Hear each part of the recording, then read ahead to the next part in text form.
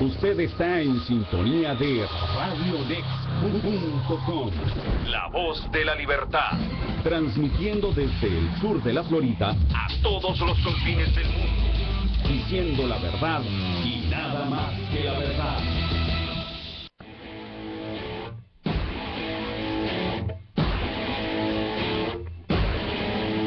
La Rueda Libre.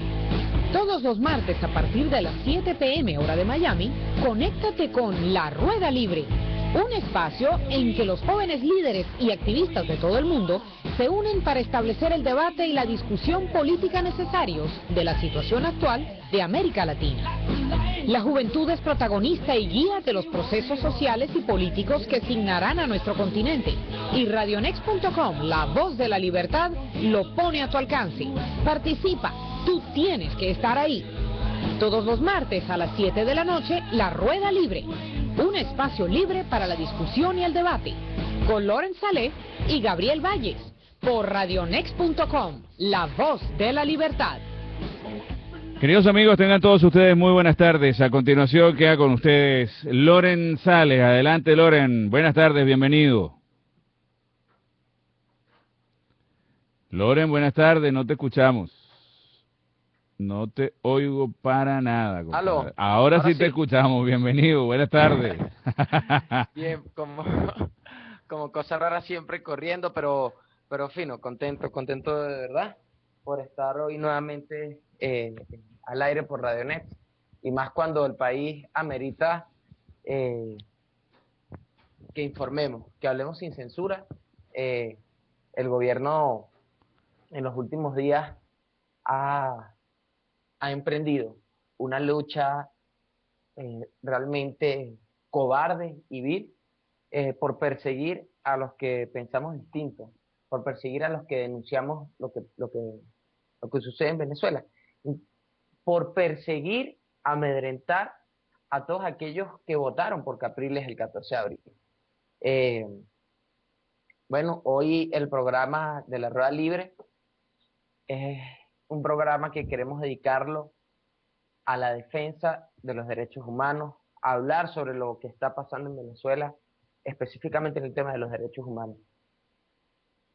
Hay muchas matrices posicionadas frente a eso. El gobierno ha generado toda una campaña para adjudicar a Capriles hechos de violencia. Yo conozco personalmente a Capriles, en algunos momentos he tenido algunas diferencias, pero si algo le puedo decir es que Capriles jamás ha creído en la violencia como un medio de lucha o como una herramienta para alcanzar objetivos políticos y sociales. Yo lo puedo decir con mucha propiedad, con mucha fe. Capriles Radowski ha sido una persona íntegra con lo que se refiere el uso de la violencia como herramienta política. Yo le pido a todos que trabajemos en función de desmentir esa matriz de opinión que está posicionando el gobierno. El gobierno habla de 10 muertos por causa de Capriles. Eso es totalmente falso. Eso es totalmente falso. Algunos incidentes, algunas personas que fueron asesinadas, que fueron perseguidas, no son por razones políticas. Aquí son personas, esas personas que dicen que fueron asesinadas por un llamado que hizo Capriles, eso es falso, ¿vale? Eso es mentira. Y no es posible que el gobierno sea tan bajo y tan vil para hacer eso. Y nosotros tenemos que desmentirlo. Hoy estará con nosotros el abogado Carlos Nieto Palma, especialista en el tema carcelario, una persona al cual yo estimo mucho, respeto mucho, y que nos ha enseñado mucho, en especial a lo que se refiere al debido proceso como un derecho humano. Queremos escuchar sus impresiones sobre las distintas detenciones arbitrarias que se hicieron todos estos días. También escuchar sus impresiones por reafirmar a Iris Varela como ministra de Cárceles después de su trabajo tan pésimo en este ministerio.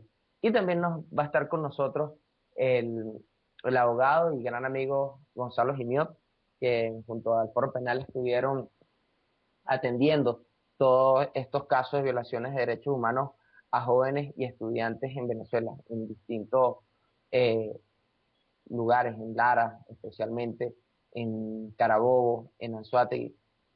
Bueno, los números para comunicarse con nosotros, eh, tanto en Venezuela como fuera del país, es 0212-210-5087. En Caracas, 0212-210-5087. Y en Miami, 786-4682-13. 786-4678-213. Lamentablemente, este 14 de abril se consolidó lo que nosotros veníamos denunciando, y era que ciertamente había un fraude en proceso. Un fraude que no solamente se trataba de los dobles cedulados, de las maquinitas, sino más allá de eso, toda la utilización de los recursos del Estado para hacer campaña y proselitismo político. Desde los militares que trasladaban gente hasta el voto asistido, que corresponde a una violación de un derecho como es el libre voto y la libre escogencia de sus líderes.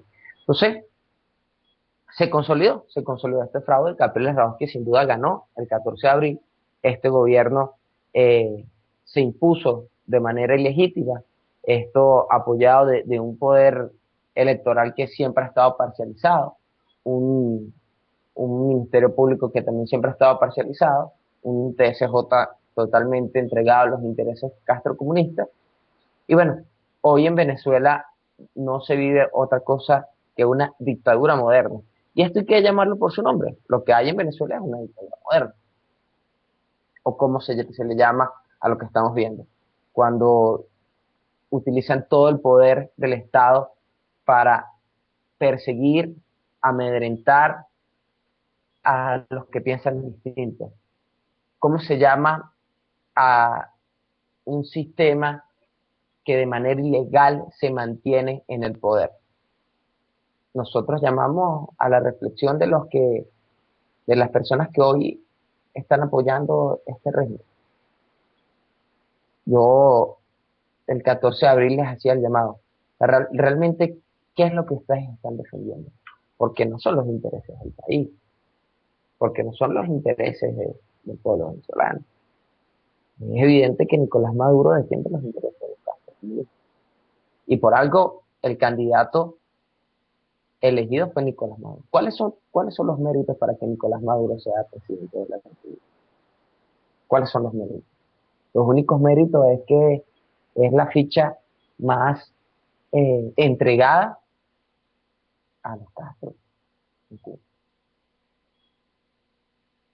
Yo le pregunto a los que se visten de rojo y salen a gritar que son revolucionarios, son socialistas, que me explique qué es lo que ustedes defienden. Que la patria, ¿qué es lo que defienden? Porque no me van a decir que quizá he combatido la delincuencia, porque no me van a decir que quizá he combatido la corrupción.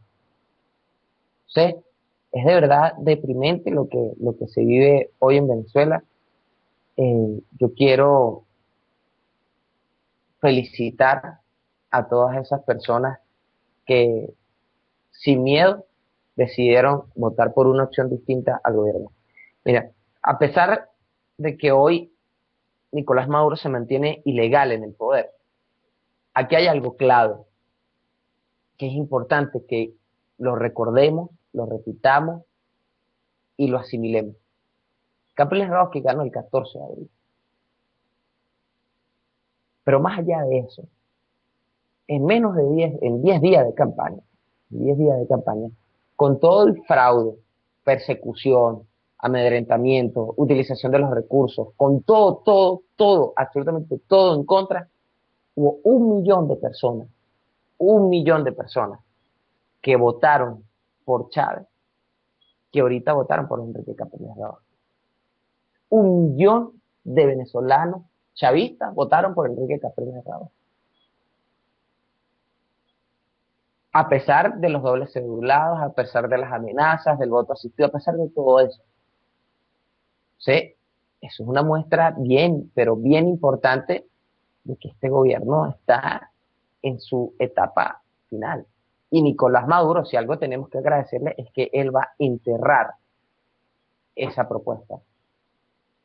Y el castrocomunismo será derrotado en América Latina.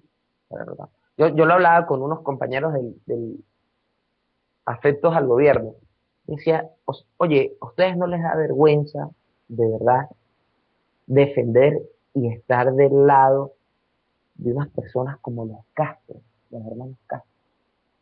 53 años en el poder de Cuba. 53 años persiguiendo gente, asesinando gente, manteniendo a una isla aislada por completo del mundo. Porque la causa del bloqueo no es que no, que Estados Unidos no, la razón del bloqueo es que ahí hay una dictadura y estos hermanos egoístas, egocéntricos, malandros, delincuentes como son los Castro, han mantenido reprimido un pueblo por 53 años. Los Castro definitivamente son enemigos naturales de nuestra generación.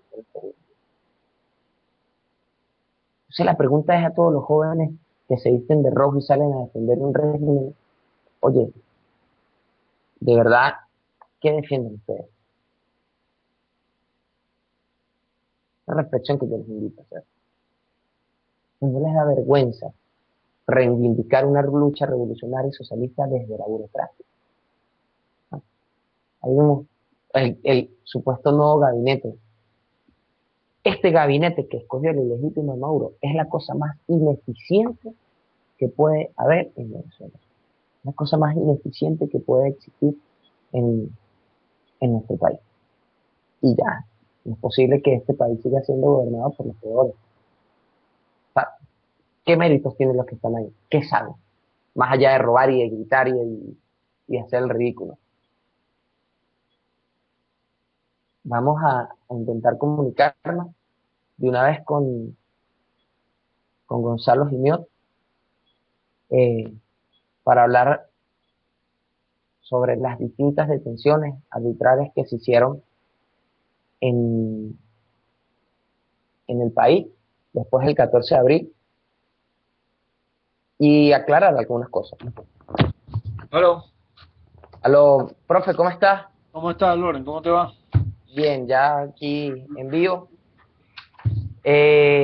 Hablando un poco, reflexionando un poco sobre lo que ha pasado en Venezuela.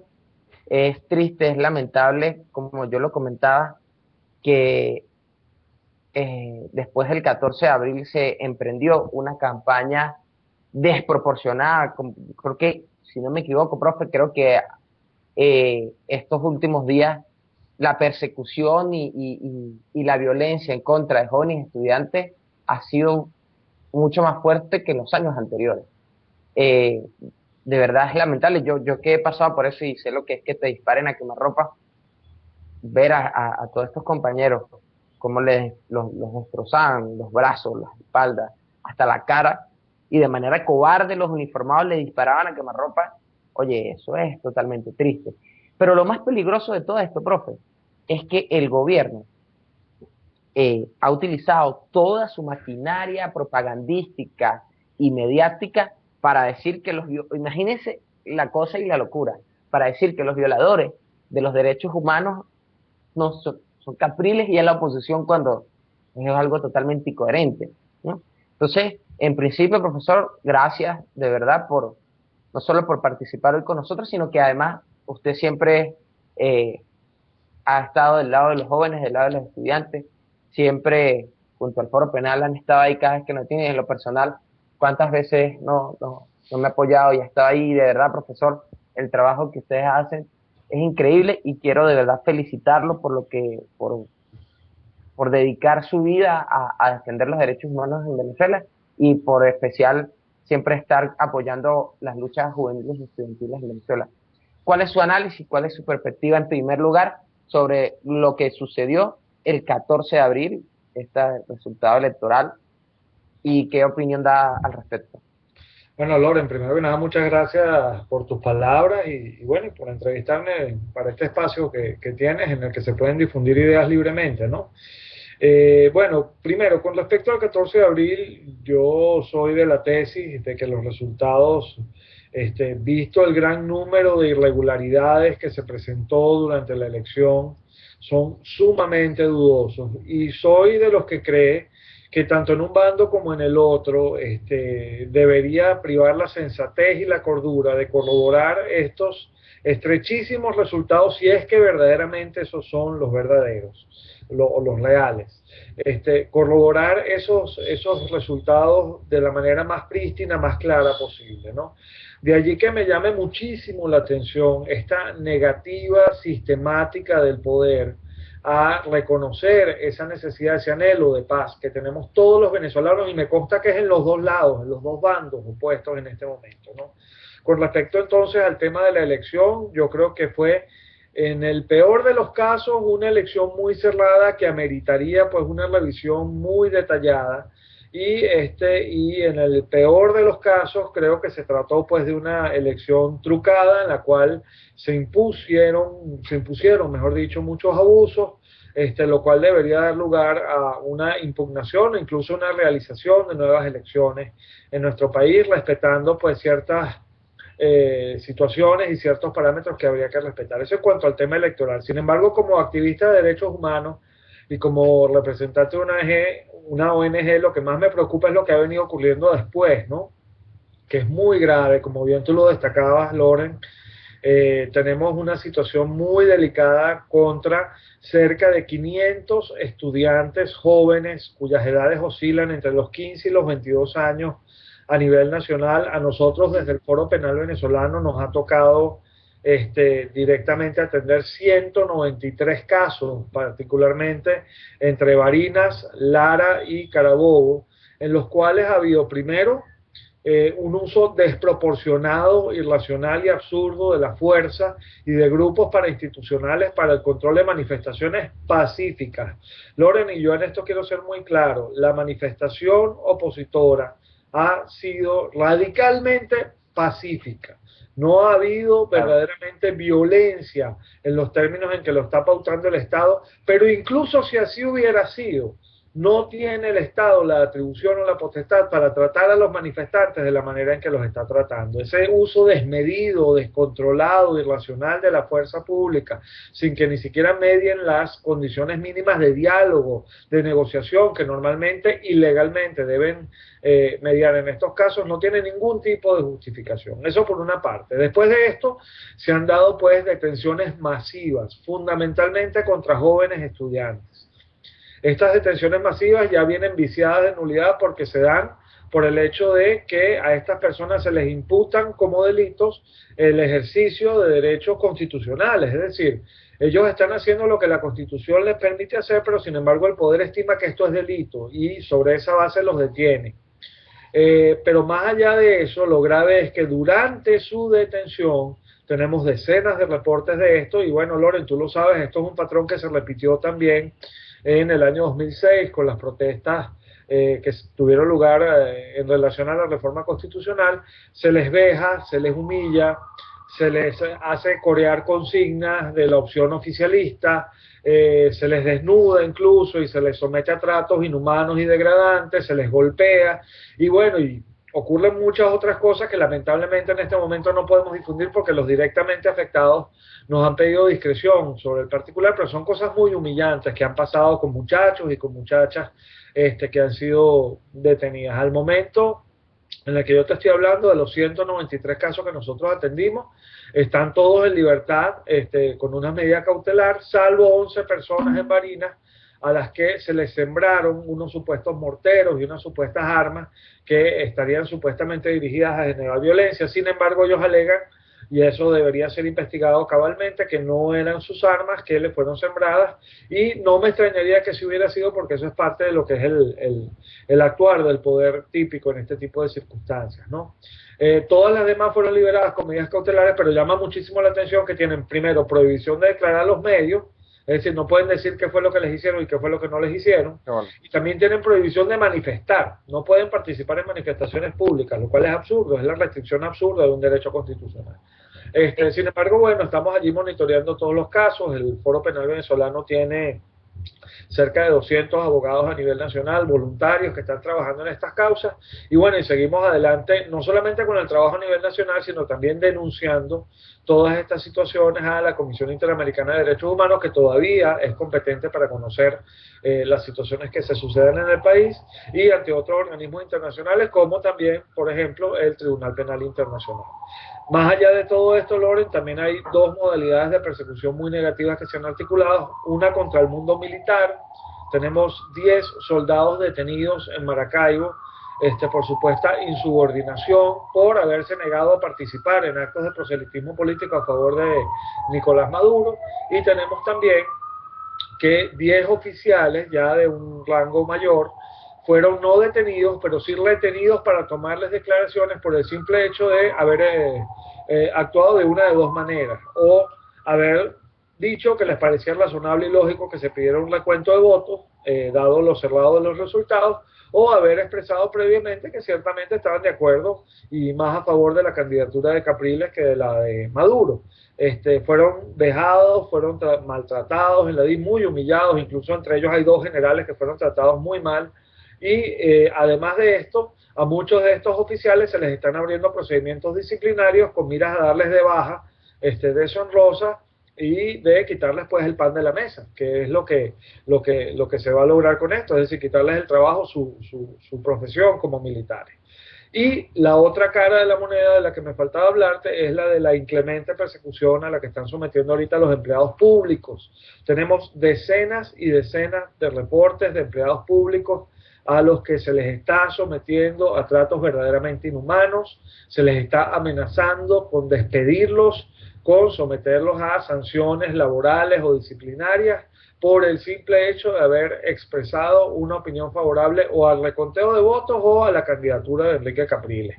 Se les ha amenazado y se les ha dicho incluso que aquí no hay inamovilidad ni ley laboral que valga, que las leyes no les importan y que los van a despedir y destituir. Tenemos reportes incluso de funcionarios a los que se les está obligando a firmar cartas de renuncia por el simple hecho de haberse manifestado a favor de Capriles, y así sucesivamente. Pues estos 4 niveles de persecución que estamos viendo, los habíamos visto con anterioridad, pero no con la violencia o la vehemencia con la que las estamos viendo en este momento. Profe, estos jóvenes que de verdad fue impactante lo que sucedía, bueno, ya nosotros hemos pasado por eso varias veces, ¿no? Estas personas que se le prohíbe no declarar en los medios, no participar en protestas, ¿hay algún tipo de ley en la cual el gobierno se apoye para tomar estas restricciones? ¿O es un invento loco? A mí me han prohibido eso. Es la ley del abuso, Loren. Ciertamente el Código Orgánico Procesal Penal permite imponer ciertas medidas cautelares a las personas que son dejadas en libertad, pero por supuesto dentro de los parámetros constitucionales, y no se puede restringir indebidamente o abusivamente todos los derechos constitucionales de las personas. Y con lo que están logrando con todo esto, Loren, es demostrarte que al gobierno no le interesa saber si tú eres culpable o inocente de un delito. Lo que le interesa es que no protestes, ¿ok? Y por eso te imponen esas medidas cautelares. No se arriesgan a aumentar el número de presos políticos, pero lo que sí hacen es limitarte en tus derechos a expresarte y a manifestar pacíficamente. Yo quiero reiterar nuevamente, valga la redundancia y la repetición, lo que he dicho ya varias veces. Nosotros, por lo menos el Foro Penal Venezolano, y me consta que ocurre lo mismo con organizaciones no gubernamentales diferentes de la nuestra, nosotros no hemos recibido ni un solo reporte de que la manifestación opositora haya sido violenta. Por supuesto, siempre hay uno que otro exaltado, que agarra una piedra y la lanza, o que de alguna manera se pone vehemente o de alguna forma impetuoso en la expresión de sus ideas. Pero incluso cuando eso es así, el Estado no tiene derecho, el gobierno no tiene derecho ni tiene la atribución de tratar a los manifestantes pacíficos como los está tratando. Más allá de eso, no es cierto que se hayan dañado propiedades públicas, no es cierto que se haya atentado contra la integridad física o contra la vida de ninguna persona, no tenemos reportes de eso. Lo que estamos viendo es una manipulación mediática del poder para tratar de hacer ver que eso es así, desconociendo incluso o aun cuando eso fuera así, no tiene derecho a actuar de la manera como lo está haciendo. Eso es importante, claro, fíjese, profe. Yo personalmente visité por lo menos el CDI de Baruta. Está totalmente intacto. Es más, hablé con la gente de ahí. Eso es falso que eso fue atacado. El gobierno ha hecho creer a la gente que ciertamente se atacaron los CDI, que ciertamente se mató gente. Imagínate, ya mañana me imagino que van a decir que son más. Ya hoy dicen que son 10 muertos por culpa del llamado que hizo Capriles Radofsky. Ellos han posicionado una matriz de opinión y han repetido tantas veces esa mentira que mucha gente cree que ciertamente es verdad. Hay una razón, hay cómo demostrar el foro penal y ustedes están trabajando para desmentir esto, para tener las pruebas, para desmontar esta matriz de opinión que ha generado el gobierno, porque la campaña por los medios del Estado es totalmente agresiva, incluso directamente en contra del foro penal venezolano, en contra de mi caso también, por decir la verdad. ¿Hay algunas acciones que se puedan tomar, en especial en el tema internacional, para desmontar toda esta matriz de opinión que está generando el gobierno, y más aún cuando dicen que Capriles tiene que ir preso? Sí, claro, no solamente nosotros, sino organizaciones como Provea ya se han dedicado a hacer una revisión de todos esos supuestos actos de violencia en cabeza pretendidamente de la oposición, y las conclusiones a las que hemos llegado, fíjate, trabajando en paralelo sin estar de acuerdo en hacerlo, pero trabajando en paralelo, es que ciertamente esos supuestos actos de violencia no existieron jamás. Y en todo caso, yo vuelvo y repito, aunque hubieran existido, en el supuesto negadísimo de que hubieran existido, cuando tú detienes a una persona, tú no tienes derecho a vejarla, ni a humillarla, ni a hacerla perder su dignidad, ni a maltratarla, ni mucho menos a dispararle perdigonazos, a quemar ropa, como se ha hecho con muchísimas personas, de las cuales tenemos los reportes, etcétera. No hay violencia, por lo menos no hemos nosotros logrado comprobar violencia del lado de la manifestación opositora. Lo que sí hemos logrado comprobar es el uso desmedido, desproporcionado y abusivo de la fuerza pública para el control de la manifestación pacífica. Eso sí lo hemos podido comprobar, lo demás no. Entonces, ¿qué es lo que estamos viviendo? Bueno, un esquema en el cual el gobierno está criminalizando la protesta, como ya lo ha hecho en otras oportunidades. Esto es un patrón sistemático, esto no es nuevo en Venezuela, pero esta vez es de una manera muy vehemente, muy grave, muy fuerte y muy peligrosa, porque ciertamente se está poniendo en peligro hasta la vida de las personas. Mira, nosotros tenemos reportes, por ejemplo, de lo que ocurrió en Camiula, que es el centro de atención de emergencias del hospital de la Universidad de los Andes. Allí estuvieron a punto de matar a las personas que fueron indebidamente retenidas allá. A un doctor incluso le dieron un disparo de perdigones directo al pecho desde muy cerca, y él está dispuesto a declarar qué fue lo que ocurrió allí. Es decir, aquí está claro que la violencia está de un lado y no del otro, y que del otro lo que hay es abuso, lo que hay es violación a los derechos humanos, y todo eso se está... Tú me preguntabas por las acciones legales, todo eso desde el primer día, es importante decirlo, el Foro Penal Venezolano lo está llevando a la Comisión Interamericana de Derechos Humanos, y ya estamos preparando las acciones para llevarlo a otras instancias internacionales. Profe, una pregunta, ¿cómo califica el régimen o el sistema político venezolano? ¿Es una democracia? ¿Es una dictadura? ¿Es una dictadura moderna? ¿Cómo calificaría el sistema venezolano hoy en Venezuela? Mira, formalmente somos una democracia. El problema es que cuando tú mides los parámetros a través de los cuales tú puedes juzgar verdaderamente si estás en una democracia o no, o si estás, por ejemplo, en un gobierno autoritario, dictatorial o no, resulta ser que más allá de lo formal, lo material te indica que estás ante un autoritarismo definitivo, un gobierno de corte dictatorial que ahora está asumiendo además ribetes definitivamente fascistas. Y de culto a la personalidad muy peligroso, muy peligroso. Eso es lo que yo veo, y si tú lees autores como Luigi Ferrajoli, Zaffaroni o cualquier otro que te analice un poco cómo es que se vincula el poder con el ciudadano y cuáles son las formas en las que esta vinculación determina qué tipo de Estado tienes, tú te das cuenta de que estamos mucho más lejos de la democracia y muy cerca de lo que es un autoritarismo y un totalitarismo muy peligroso. Una pregunta. ¿Quiénes son los fascistas en Venezuela? Mira, ¿O de qué lado se demuestra el fascismo? Mira, radicales de ambos lados existen, ¿ok? Radicales que, como siempre ocurre con los radicales, independientemente de que sean de izquierda o de derecha, cuando se van a los extremos siempre se tocan, ¿no? Y terminan siendo iguales. Sin embargo, el que tiene el poder es quien definitivamente puede, de alguna manera, ser el más intolerante o el más ganado hacia una idea fascista. Yo estoy viendo con mucha preocupación, particularmente lo que fueron los 100 días de gobierno y lo que ha sido desde la asunción del cargo el gobierno de Maduro. Yo estoy viendo rasgos fascistas muy evidentes, muy claros. ¿Ok?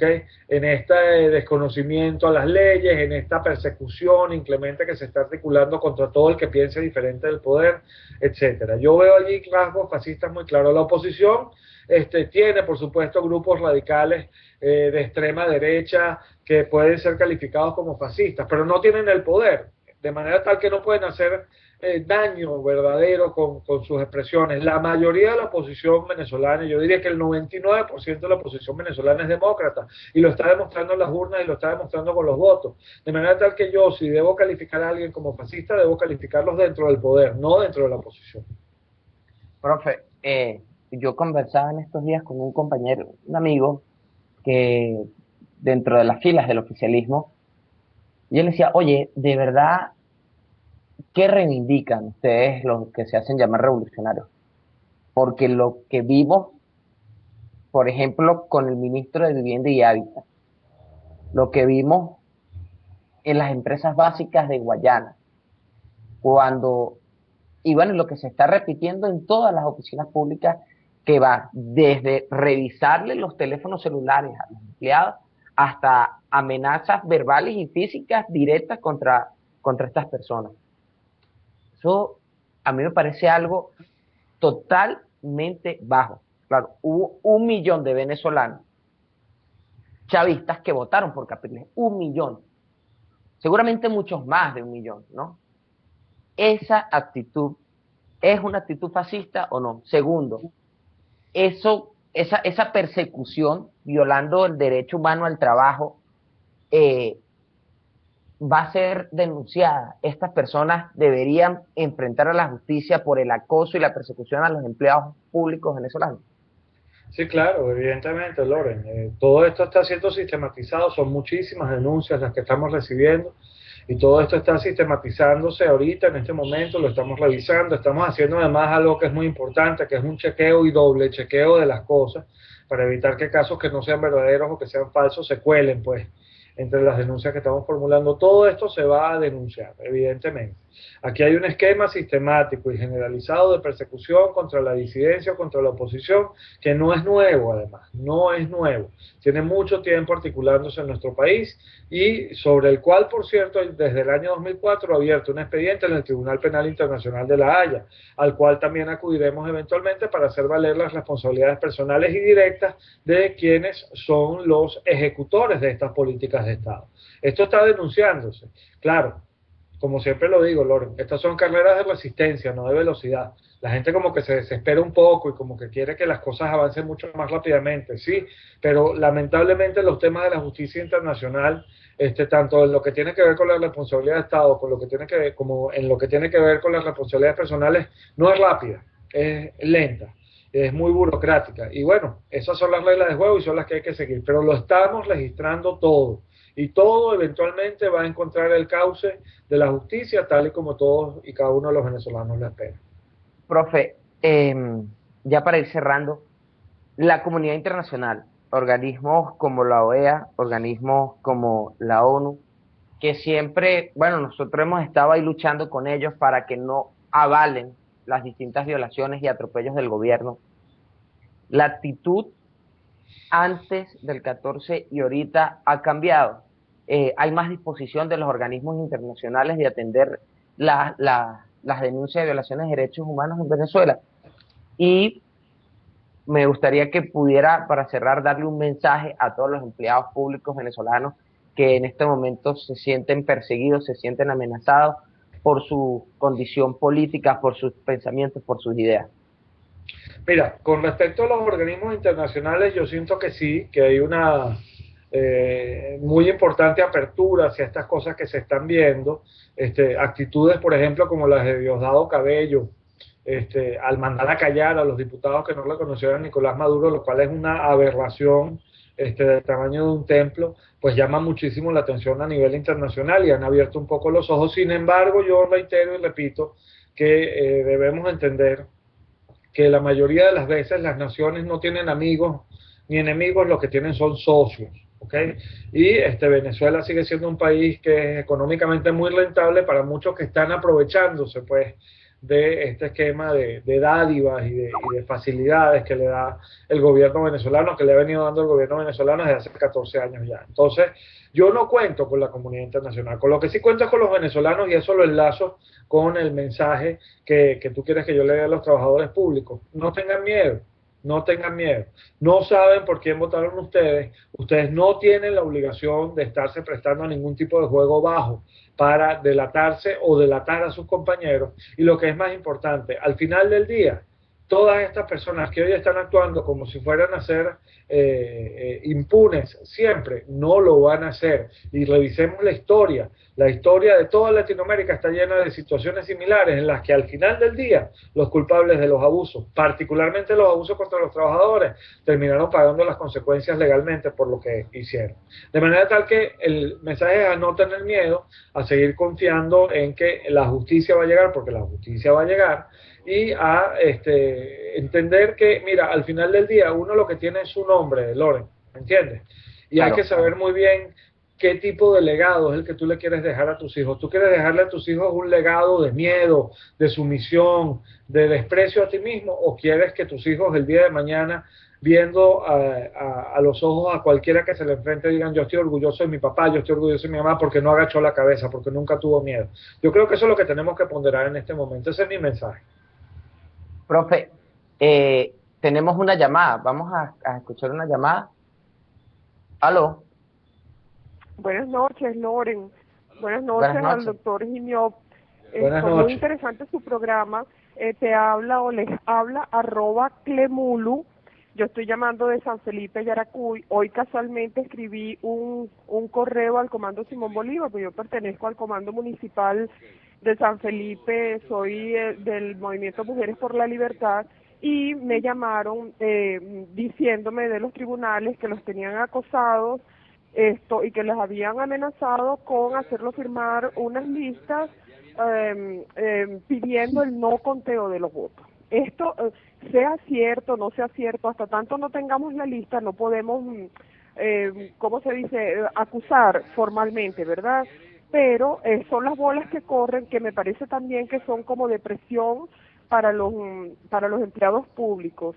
De todas formas, esto quise llamar porque a mí me parece importante decirlo como una alerta, porque de ser cierto, aunque la ley electoral no contempla que si uno recoge firmas el proceso puede ser anulado, etcétera, pero sí sirve como presión para los empleados públicos, y de paso pues que quede su firma ahí, etcétera, y con eso pueden hacer cualquier cantidad de cosas.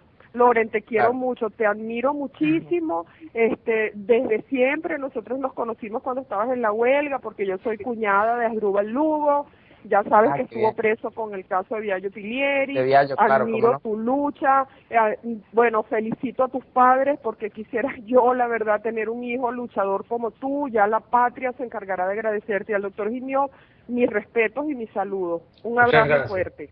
Gracias, un abrazo grande. Bueno, mi mamá, la gente no tiene idea. Bueno, profe, usted sí lo sabe, porque siempre ha estado con nosotros apoyando lo que sufre mi mamá y mi papá por la idea que nos toca ahí. Y bueno, y lo que sufren los familiares de todos los activistas de derechos humanos en Venezuela. Es que el caso suyo, que cada vez está sometido a altos riesgos, porque el activista en derechos humanos termina siendo una profesión de alto riesgo, completamente. Definitivamente, Loren, definitivamente, pero no hay miedo. Mira, además, si algo, y esto lo digo para los oficialistas, los maduristas que nos están escuchando en este momento, yo les invitaría a ver un poco hacia atrás, y a consultar muy bien cuál es el historial de uno cuando uno se ocupa de estos temas. Si en algo hemos sido nosotros consecuentes es en el llamado continuo a la paz y al diálogo. Lo que no podemos hacer es sentarnos en una mesa a dialogar desde el desconocimiento del otro como interlocutor válido.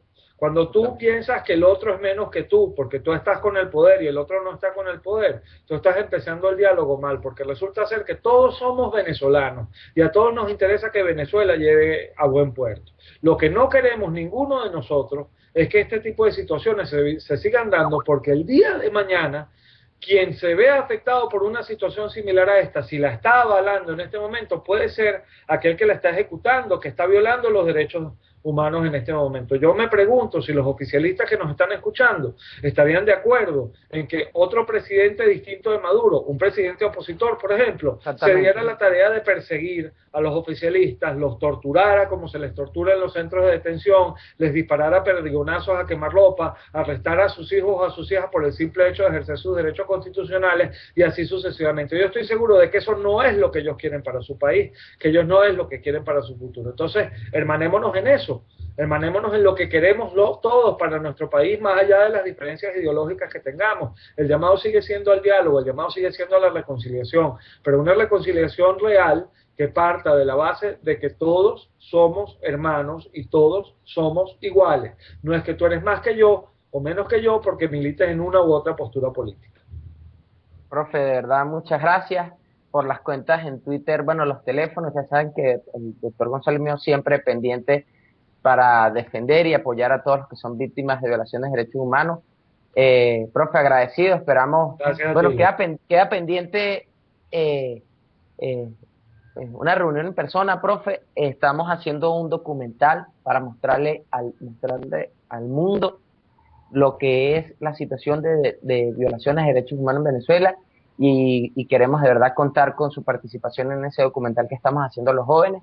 Profe, muchísimas gracias por todo. Gracias a ti, y siempre presente. ¿Oyó? Buenas noches. Gracias a todos y gracias a tus oyentes. Hasta luego. Un abrazo, profe.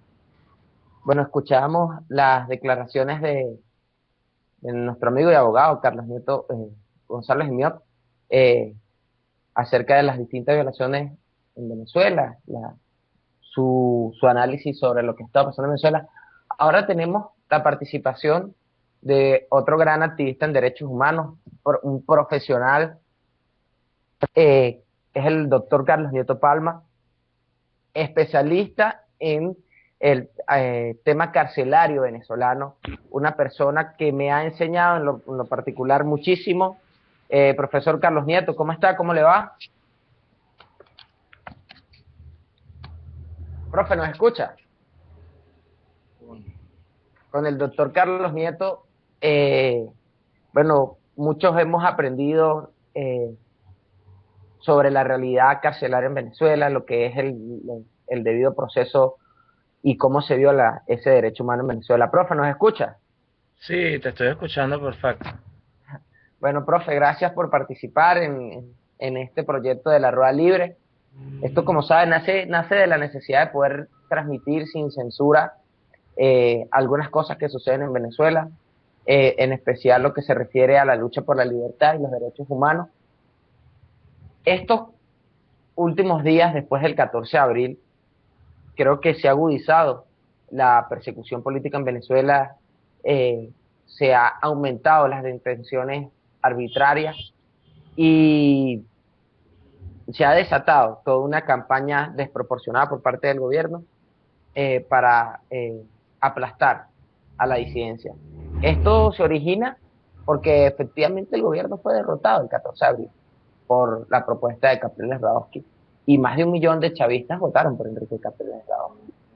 Ayer veíamos también cómo se ratificaba a Iris Varela en el Ministerio de Cárceles. Usted de una otra manera ha enfrentado su gestión, ha enfrentado todos los abusos que ella ha cometido desde el Ministerio de Cárceles y nos gustaría saber, en primer lugar, profe, cómo observa usted la situación venezolana luego del 14 de abril, cómo ¿qué le aconseja usted a todas las personas que son detenidas de manera arbitraria en Venezuela? Y también, ¿cuál es su posición frente a la ratificación de Iris Varela como ministra penitenciaria en Venezuela? Sí, bueno, en primer lugar, gracias por la invitación. Un placer estar acá estar contigo desde acá, desde Radio Next. Y bueno, sí, mira, definitivamente es claro que la situación después del 14 de abril, la situación de persecución política, de violación a los derechos humanos, de persecución, bueno, a todo aquel que piense diferente, incluyendo a los que somos defensores de derechos humanos, a las ONG, se ha recrudecido de una manera, de una manera terrible, ¿no? Yo creo que el gobierno al verse, bueno, al ver todo lo que perdió en estas elecciones, como tú decías hace rato, 1 millón de personas que votaron antes por Chávez y ahora votaron por Capriles, y una cantidad de cosas más que están por verse que después que se haga esta auditoría, y en el caso que se vaya a otro tipo de acciones ante el Tribunal Supremo de Justicia, al parecer los tiene, ¿no?, asustados, o por lo menos están intentando callar a la disidencia con opresión y con persecución. Yo llamo en todo caso a mantener la calma, yo llamo a tener claro todas las personas de cuáles son nuestros derechos, de cómo exigirlos, de los sitios a donde tenemos que acudir en casos de violaciones a los derechos humanos, de saber cuál es nuestro debido proceso. Todo eso está establecido en la Constitución. Si ustedes leen el artículo 49 de la Constitución Nacional, donde se establece cómo debe ser el debido proceso, que todo el mundo tiene derecho, nadie puede ser incomunicado, el derecho a estar asistido por un abogado, que se le siga un juicio justo por jueces naturales y una cantidad de cosas más, creo que la gente tiene un poco de idea más de estas cuestiones. Nosotros creemos, o yo creo, que mientras las personas conozcan más cuáles son sus derechos, de esa manera puede exigirlos. Una persona que no conoce sus derechos es muy difícil que pueda exigir que sus derechos se le cumplan. Y lo otro, definitivamente, es la denuncia. Yo creo que la denuncia es uno de los puntos más importantes, profe, a la hora de uno poder exigir exigir en un futuro responsabilidades por violaciones a los derechos humanos, y denunciar ante los organismos competentes. Los organismos competentes es la Fiscalía General de la Nación, básicamente la Defensoría del Pueblo. La denuncia no puede basarse nada más que en salir en un periódico, en un canal de televisión, una emisora de radio diciendo lo que le pasó. Uno tiene que sustentar todas estas cosas para que después puedas puedas actuar verdaderamente, ¿no? Profe, a eso iba. Precisamente, yo me acuerdo que una de las cosas que usted siempre insistió y nos enseña es que tenemos que hacer las denuncias en los organismos competentes y, ¿sabes?, registrar todo, llevar tu papel, tu carpetica a la Fiscalía, a la Defensoría del Pueblo, así uno crea que es totalmente inútil. Eso es algo difícil para los que consideramos que este sistema es un sistema ilegítimo, irresponsable, que no atiende a los intereses del pueblo. La pregunta es, oye, que es la pregunta que nos hace y nos dice toda la gente, oye, pero ¿para qué voy yo a colocar la denuncia ante la Fiscalía, ante la Defensoría del Pueblo, si eso son una gente vagabunda que nunca responde a los llamados que hace el ciudadano normal, el ciudadano a pie?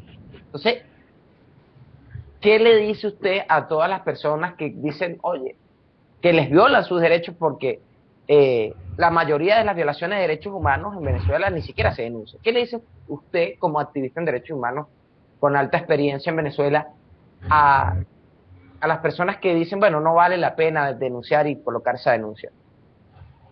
Mira, Loren, las violaciones a los derechos humanos, o los delitos que se cometen con violaciones a los derechos humanos, son imprescriptibles. En algún momento de la historia, en algún momento de la vida, las cosas van a pasar y los responsables van a tener que pagar. Si nosotros creemos que este sistema va a cambiar, que el país va a cambiar, que vamos a tener una nueva Venezuela, que tenemos un camino para tener un nuevo país, bueno, tenemos que seguir los procesos legales, así no nos gusta y así creamos que ellos no van a funcionar. Yo siempre cito un ejemplo bien, bueno, bien cercano y que a mí particularmente me tocó vivir algo cerca, que fue el caso de Perú, cuando ya Fujimori se decretó dictador, que comenzaron a surgir atropellos contra los ciudadanos y ciudadanas peruanas, contra las ONG, contra los defensores de derechos humanos, contra los medios de comunicación social, los periodistas. Mira, ellos comenzaron a preparar todo eso, a denunciar, a actuar, a acudir también a organismos internacionales, pero recuerda también que para ir a organismos internacionales tienes que agotar las vías nacionales también. ¿Y qué pasó? Bueno, Fujimori está preso ahorita, y mucha de la gente que estuvo con Fujimori están presos ahorita pagando precisamente por las violaciones a los derechos humanos que cometieron en algún momento. O sea, yo creo que ahí se basa. O sea, nosotros no podemos esperar inmediatez. El problema de nosotros es que nosotros creemos que si nosotros vamos a denunciar hoy, mañana nos respondieron. Mentira. Lo más probable es que tal vez nunca nos respondan. Nosotros hemos denunciado como una ventana de la libertad, defensora de derechos humanos de las cárceles. De hecho, tú una vez nos acompañaste en alguna de esas denuncias, los conflictos del Rodeo, de La Planta, de Coro, de Yare, recientemente el de Uribana, y nunca en la vida hemos tenido una respuesta por parte de la Fiscalía General de la Nación. Si yo creyera, o sea, en todo caso, si no creyera que estas cosas van a cambiar en un futuro, entonces, bueno, cerramos la organización y cerramos la puerta y nos vamos por otro lado. Y esa no es la idea es seguir en la lucha, seguir fastidiando, y el trabajo de defensa de los derechos humanos es un trabajo de constancia. O sea, no es un trabajo inmediato, tú no ves resultados al siguiente día y es probable que te desilusiones y bueno, no quieras seguir en esto, pero es así. O sea, así es como funciona y así es como tenemos que llevarlo, y al final todos los ciudadanos son de alguna u otra manera defensores de derechos humanos, y en estos sistemas totalitarios como el que estamos viviendo ahora, bueno, el trabajo conjunto, la actuación de todo el mundo es necesario, la unión de las organizaciones, la unión la unión de la gente, porque aquí parece que todos también tenemos nuestra parcela nuestra parcela diferente, y no queremos unir las parcelas para que no se nos metan en el medio. Pero no, o sea, en estos momentos de crisis la unión de todos los sectores es básica para esto. O sea, yo no puedo denunciar yo solo, o sí lo puedo hacer, pero no debería, no es lo mismo que yo solo denuncie los ataques que está recibiendo, por decir lo de hoy o lo de ayer y hoy, provea por esta denuncia que hizo de los CDI. Es diferente que todas las ONG que existen en Venezuela, independientemente de que se quieran, que no se quieran, que sean amigos o no sean amigos, se unan para hacer la misma denuncia. Eso da muchísimo peso, no solo a nivel nacional, sino también a nivel internacional. Profe, una pregunta. ¿Cómo califica usted el sistema político venezolano? ¿Es una democracia? ¿No es una democracia? ¿Es una dictadura tradicional? ¿Es una dictadura moderna? ¿Cómo califica usted la situación en Venezuela, el sistema? Mira, si yo creo que la democracia no es solamente ir a votar y escoger a los candidatos, ¿no? Yo creo que la democracia va mucho más a eso. Si nosotros nos basamos en lo que dijo el presidente de la Asamblea Nacional, Diosdado Cabello, hace 2 días, cuando dijo que nos iba a darle el derecho de palabra a los diputados oficialistas, a los diputados de la oposición, porque no reconocían a Maduro, o el mismo Maduro que dijo que no iba a invitar a los que no lo reconocieran a los consejos federales de gobierno y todo eso. Estamos ante una dictadura, tal vez con matices modernos. Cuando nosotros vemos a una persona como la defensora del pueblo, cuya función es la de defender los derechos de todos los ciudadanos, independientemente del color, la raza, la condición política, sexual y lo que sea, y vemos que se parcializa totalmente por el Estado, por el gobierno, y no se ocupa para nada de lo que pueda pasarle a los miembros de la oposición y todo lo demás, sino más bien se dedica a atacarlos. Ella ha sido una de las grandes de las que ha llevado la bandera en estos ataques que está recibiendo Provea desde el día de ayer o de antier. O sea, esto es, bueno, es una locura, pero sin embargo es la que tenemos ahí. Entonces, definitivamente, cuando todos los poderes están en manos de una misma persona, cuando todo el mundo hace lo que el gobierno central manda, no podemos estar hablando de una democracia. Tú dijiste un término que no lo había analizado, pero suena interesante, una dictadura moderna, ¿no? Bajo otros parámetros, pero igualmente un régimen totalitario. Claro, porque siempre se cree, y el mejor ejemplo de eso es Cuba, 53 años de un sistema que para nada se acerca a la democracia, y si esto es la democracia, creo que entonces el mundo está bastante loco. Y entonces ellos se esconden, no, pero es que aquí se vota y se elige. Y en Venezuela sí ha llevado eso, ¿no? La gente cree, algunas personas, yo creo que no muchas, pero algunas personas consideran que, bueno, que como se vota y se elige a cada rato en Venezuela, porque además yo considero que las elecciones se convirtieron en un vicio en Venezuela, entonces hay democracia. Pero, ok, tú puedes votar, pero entonces te amenazan, te persiguen, te chantajean, te golpean, te sacan del país si piensas distinto. Creo que no es sano lo que se está viviendo en Venezuela.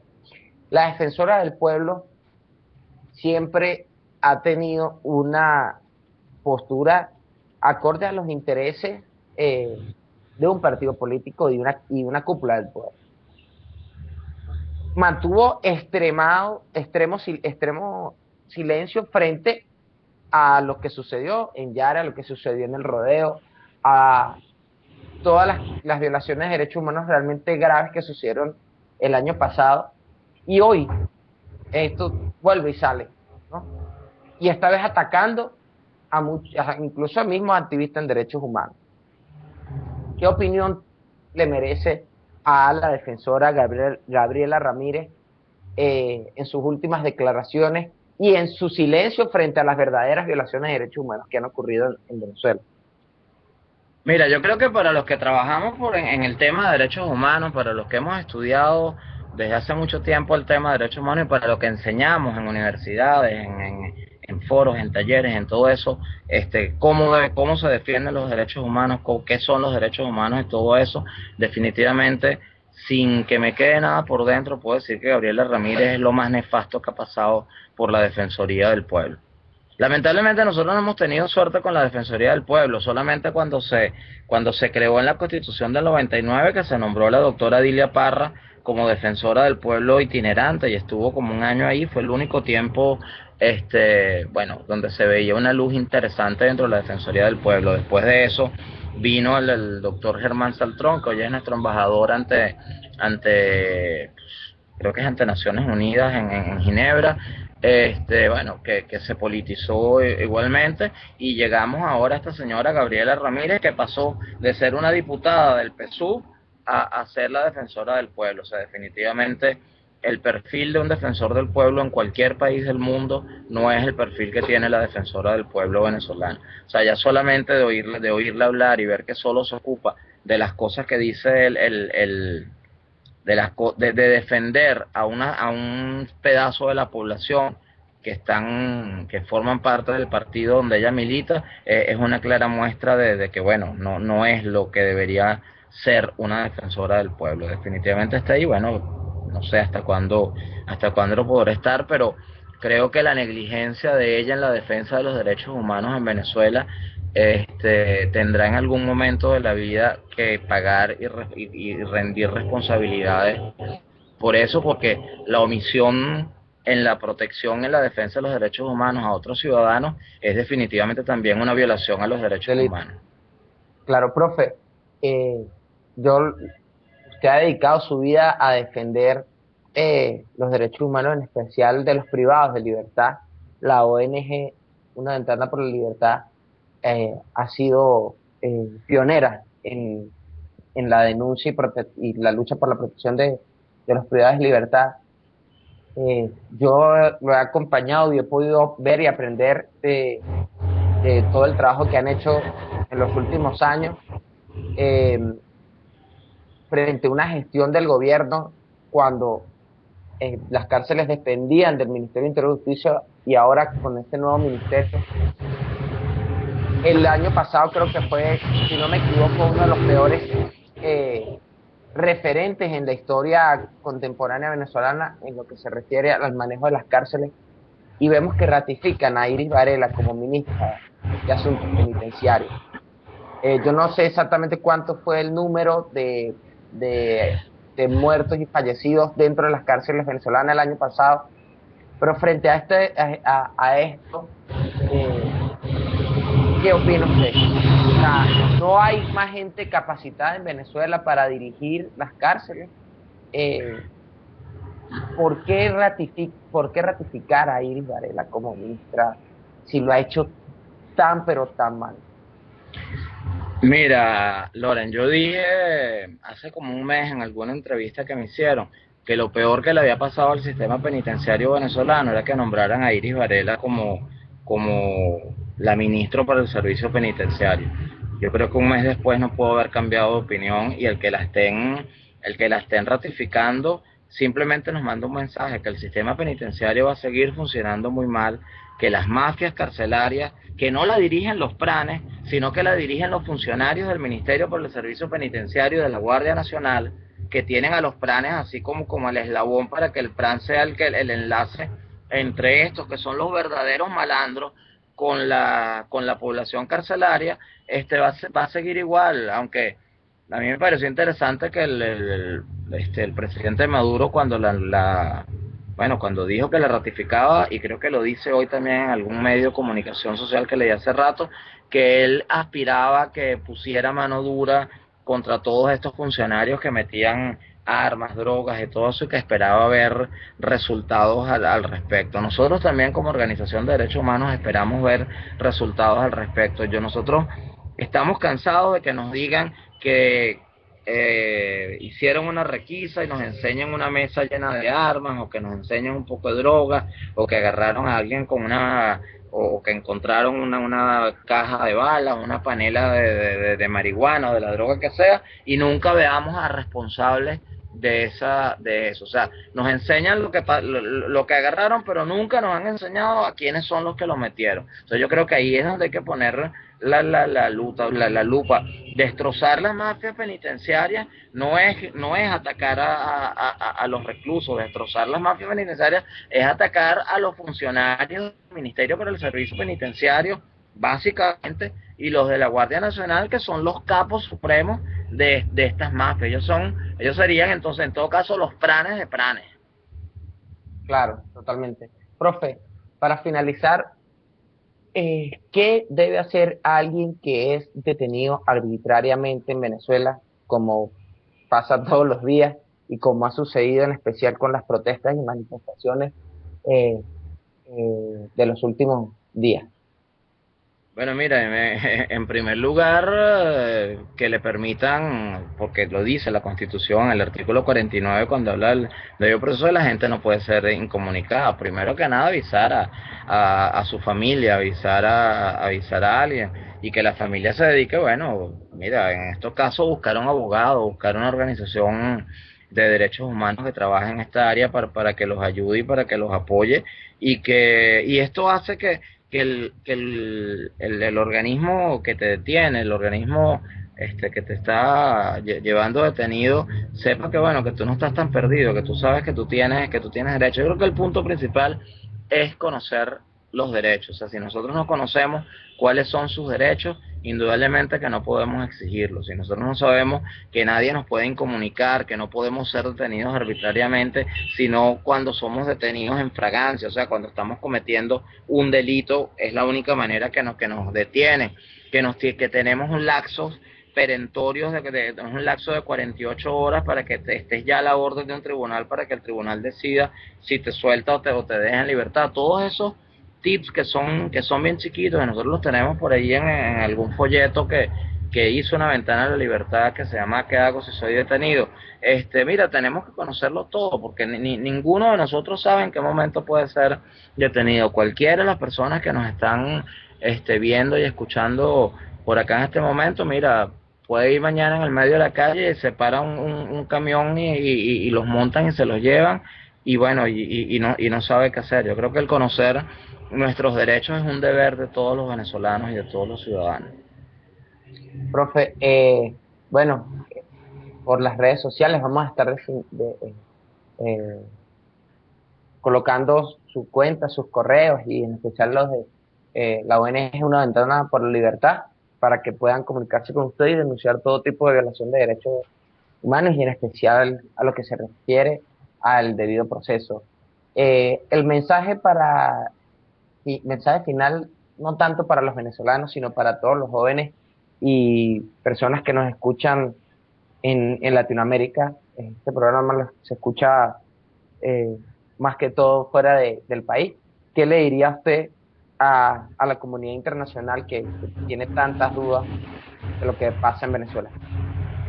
Bueno, que apoyen lo que estamos haciendo los venezolanos demócratas para buscar la libertad que tenemos extraviado, medio perdida desde hace bastante tiempo en Venezuela, que apoyen la lucha de los jóvenes y de los que no somos tan jóvenes también por rescatar el país de todo esto que está pasando. Nadie ha dicho que esto va a ser fácil, nadie ha dicho que esto se va a solucionar en un día. Yo soy de los que cree que esta lucha tiene que ser de manera pacífica y que lo que consigamos lo vamos a conseguir de manera pacífica y en paz. Yo no soy amigo de la violencia, ni la apoyo, ni estoy de acuerdo con ella. Y yo creo mira, yo creo que el camino está cerca, que las cosas van a pasar más pronto de lo que nosotros creemos. Y bueno, nos tenemos que preparar y estar listos para afrontar esa nueva Venezuela que nos espera más temprano que tarde. Bueno, profesor, de verdad, gracias. Espero verlo pronto, conversar en persona. Un fuerte abrazo y como se lo decía al doctor Gonzalo Junior, de verdad, gracias en nombre de los jóvenes, en nombre de los estudiantes venezolanos. Usted ha sido un ejemplo para muchos de los que hemos decidido incorporarnos en la lucha por los derechos humanos en Venezuela. Hemos aprendido mucho de usted y gracias porque trabajar por los derechos humanos y en especial por los privados de libertad no es un trabajo fácil, es un trabajo sumamente difícil, sumamente riesgoso, y usted ha dedicado su vida para eso. Espero pronto y con ansia un cambio en el sistema venezolano político, que yo creo que estamos muy cerca, coincido con usted que estamos muy cerca de esto, y que en el próximo gobierno, en el próximo sistema político venezolano, usted pueda estar ahí y aportar con todo su conocimiento, con toda su experiencia para hacer de las cárceles venezolanas un ejemplo, pero un ejemplo positivo de cómo debe ser tratado las personas con problemas de delincuencia en una sociedad. Gracias, profesor, en nombre de todos los venezolanos, y gracias en especial por participar aquí en el programa que tenemos y en Radio Next. Oye, profesor, un abrazo. Gracias a ti y felicitaciones por esta nueva faceta de moderador de programas que tienes, ¿no? Suerte en eso. Gracias, profe. Un fuerte abrazo.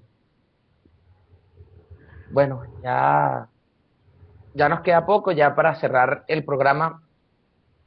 Quería dar mi mensaje final a todos los que hoy nos escuchan. Yo creo que lo primero es agradecer a todas las personas que luchan por la libertad y por la democracia en Venezuela. Yo en lo personal estaba muy escéptico con respecto a las elecciones, y ir a votar o no, porque creo que el sistema político venezolano es un sistema totalmente ilegítimo, antes y después del 14 de abril. Pero voté, participé en compañía de mi novia, en compañía de mis amigos, y la mayoría del pueblo venezolano votó. Lo más interesante de esto es que se derrotó política y electoralmente a el sistema castrocomunista venezolano. Que hoy se mantiene en el poder, es verdad, pero se mantiene con triquiñuelas, con abusos y con una moral totalmente en el piso. Yo le pido a todos los venezolanos que recordemos algo clave. Este 14 de abril, más de 1 millón de chavistas votaron por la opción de Enrique Capriles. Con todo, y el abuso, la desproporción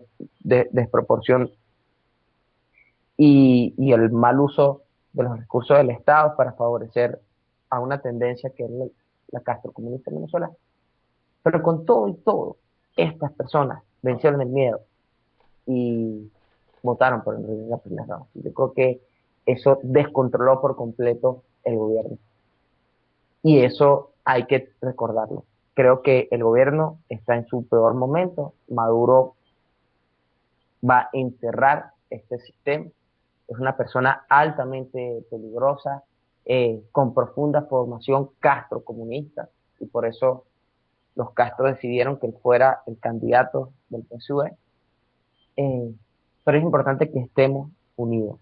Yo he sido y he tenido posiciones muy críticas frente a la MUD por algunas decisiones que ellos han tomado, pero creo que es el momento de la unidad, es el momento de estar unidos y defender la democracia.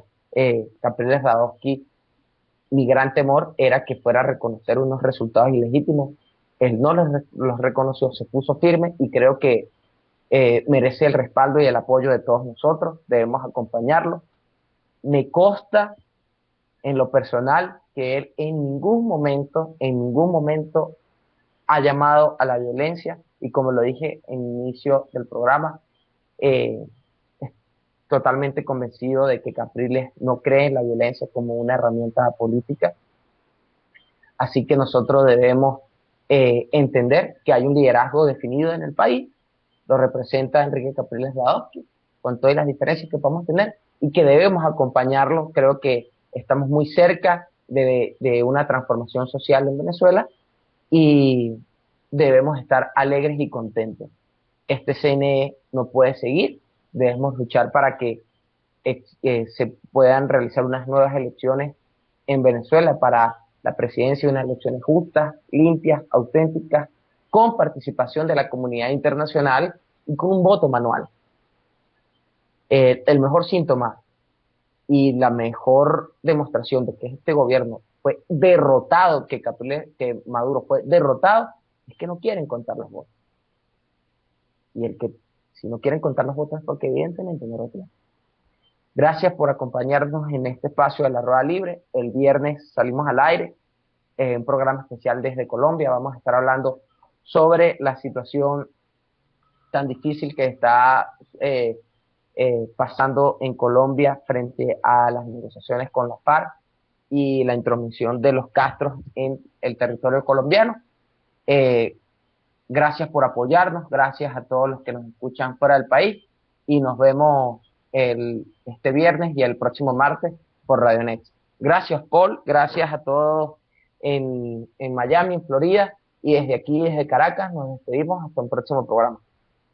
No hay leche. No hay carne, no jodas. No hay pollo. No hay queso. No hay harina pan. No hay azúcar. No hay aceite. No hay caraotas. No hay papel toalé. Y pa' colmo, sin huevos. Radionext.com, la voz de la libertad. Radionext.com. Mayor Guardia Nacional Manuel Ramírez Buendejaque, exiliado político venezolano. La voz de la libertad. Ama al presidente. Buena radio. Radionext.com, la voz de la libertad. Radionext.com. Soy el general de